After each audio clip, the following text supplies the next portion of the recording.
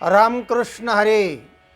सज्जन हो, आज आपणापुढे नामाचा महिमा या विषयावर आपला हा भाग सादर करीत आहे. मनाचे कान करून ऐका.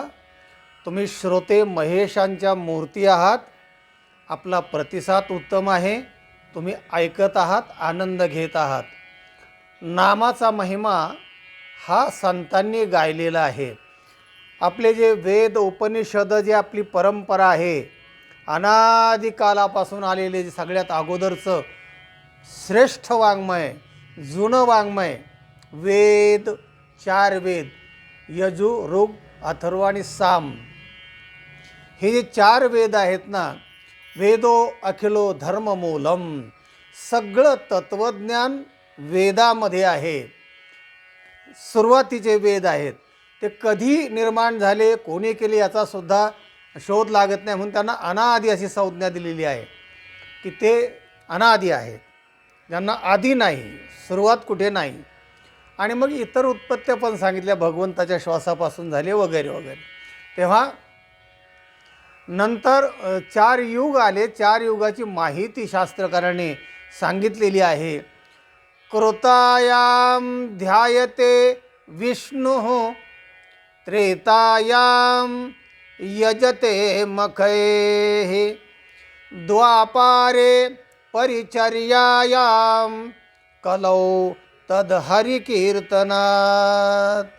कृतायाम, कृता, त्रता, द्वापर आणि कली, हे 4 युगाची माहिती सांगताना शास्त्रकार म्हणतात, कृतायाम ध्यायते विष्णु. कृतायुगामध्ये भगवान विष्णूचं ध्यान करावं लागायचं 12-12 वर्ष, आणि मग केव्हा भगवान स्वप्नात यायचे, ध्यानात यायचे. म्हणजे ध्यानाला महत्त्व होतं त्या युगामध्ये.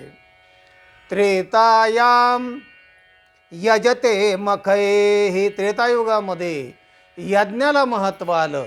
यज्ञ यागादी क्रिया करायच्या, आणि मग 100 यज्ञ झाले की मग त्याला स्वर्गाचं इंद्रपद मिळायचं, स्वर्गाधिपती व्हायचं. असं ते यज्ञाचं भलं मोठं अवडंबर सुरू झालं. आणि मग राजे महाराजेसुद्धा यज्ञ करू लागले त्या स्वर्गसुखाच्या आशेने. म्हणजे ऋषीमुनी तर करतच होते, पण राजांनासुद्धा मोह झाला की स्वर्गसुख आहेत, अप्सरा आहेत, अमृत आहेत, काय काय निरोगी अवस्था आहे, किती विषय भोगले तरी मनुष्य थकत नाही, दमत नाही. असं तिथलं जे वर्णन ऐकल्यानंतर राजेसुद्धा यज्ञ करायला लागले. एक चांगला विषय आलेला आहे. नहुष नावाचा एक राजा, त्याने 100 यज्ञ केले आणि त्याला स्वर्गाधिपती हे पद मिळालं. इंद्राचा तो इंद्र झाला. तो इंद्र पदमुक्त होतो आणि तो दुसरा इंद्र तिथे येतो ज्याने 100 यज्ञ केले. तो नहुषो स्वर्गाधिपती झाला. तो नहुष राजा स्वर्गाधिपती झाला. म्हणजे इंद्राचं पद त्याला मिळाल्यानंतर, पण इंद्राची जी बायको आहे इंद्राणी, ती मात्र ती कधी बदलत नाही, ती तीच राहते. पण त्या इंद्रायणीला हे देण्यासाठी, सुखभोग घेण्यासाठी तो इतका आतुर झाला, कामातुरान भयम न लज्जा. तर ते पद झाल्यानंतर त्याला असं वाटलं केव्हा त्या इंद्रायणीला भेटेल, म्हणजे इंद्राणीला भेटेल.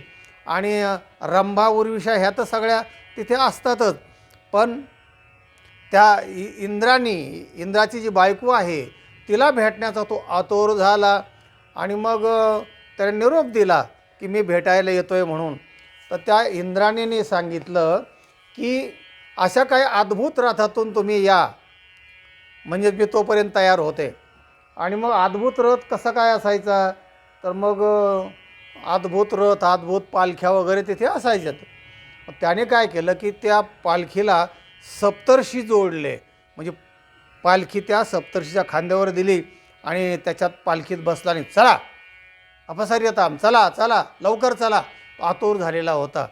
आता हे सप्तर्षी त्याला जोडले ना, हा असा राजन. हे मग त्या ऋषींना थोडा ताप झाला, मनस्ताप झाला की हा काय आणि ते वेगाने चालनात म्हणून त्याने लात मारली. लात मारल्यानंतर ऋषीने त्याला शाप दिला, जा भुजंगो भव. मृत्यूलोकामध्ये सर्प होशील तो. वर्णन केले ज्ञानेश्वरीमध्ये. नहुषु स्वर्गाधिपती जाहला, परी रहाटी भांबावला. आणि काय झालं मग? भुजंगत्व पावला नेनसे काये. अर्जुना, तुला माहिती आहे ना की तो नहुष भुजंग झाला, साप झाला मृत्यूलोकामध्ये. मग तया पुण्याचे पाऊटे सरे, सवेची इंद्रपदाची उटे उतरे. मग येऊ लागते माघारे मृत्यूलोका. अशा प्रकारची तिथली रहाटी आहे. आणि मग त्या भोगाच्या इच्छेने लोक यज्ञ करायचे, हे मी सांगत होतो. यजते मखैहि द्वापारे परिचर्यायाम कलौ तदहरी कीर्तना. तर द्वापार युगामध्ये परिचर्या म्हणजे सेवा, 12-12 वर्ष गुरूंची सेवा करायची, देवाची सेवा करायची. आणि मग तद्विधी प्रणिपातेन परिप्रश्नेन सेवया उपदेक्षन्ति ते ज्ञानम ज्ञानिनस्तत्वदर्शिनः. 12-12, 15-15 वर्ष सेवा करायची. असा तो काळ पुढे आला. आणि कलौ तद हरिकीर्तनात. आणि कलियुगामध्ये हरिकीर्तनाने भगवंताची प्राप्ती होते.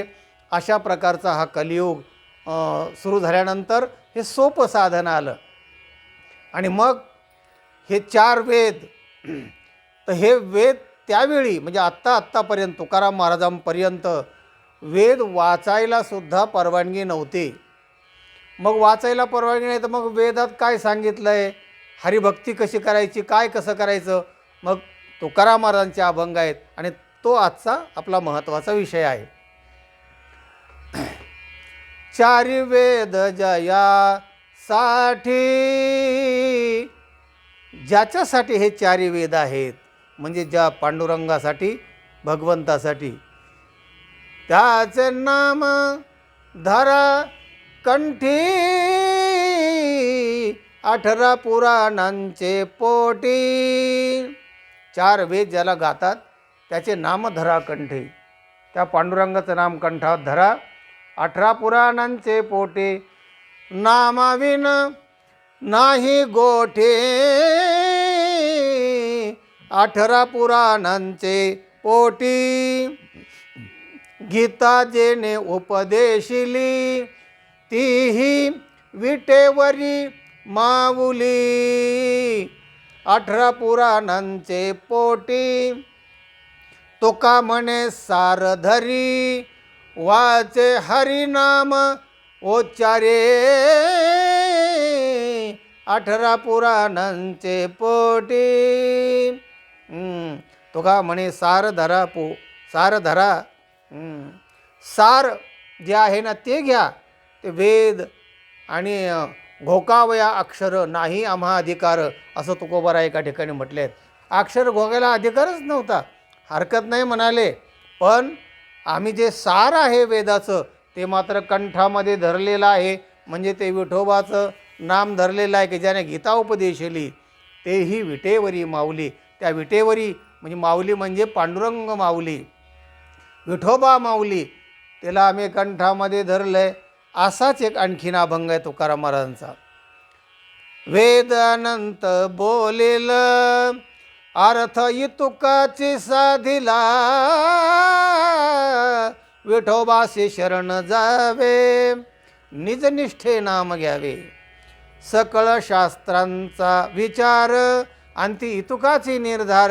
18 पुराणी सिद्धांत. तुका म्हणे हाची हेत. सगळे शास्त्र, पुराण, उपनिषद सगळे हेच सांगतात की विठोबाचं नाम घ्या. नाम हे सर्वश्रेष्ठ आहे. नामाचा महिमा कलियुगामध्ये सर्वश्रेष्ठ आहे. ऐसा नामाचा महिमा, झाले बोलण्याची सीमा. ऐसा नामाचा महिमा, नाम जपले वाल्मिकाने. फुटले टोन प्याला पाने. ऐसा नामाचा महिमा. नाम घ्या, आपलं जीवन कृतार्थ होईल, आनंदमय होईल. हा व्हिडिओ इतरांना पाठवा, लाईक करा आणि ज्यांनी चॅनलला सबस्क्राईब केलेलं नाही त्यांनी जरूर सबस्क्राईब करा. आनंद घ्या, ज्ञान वाटीत राहा, आनंदी राहा. रामकृष्ण हरी.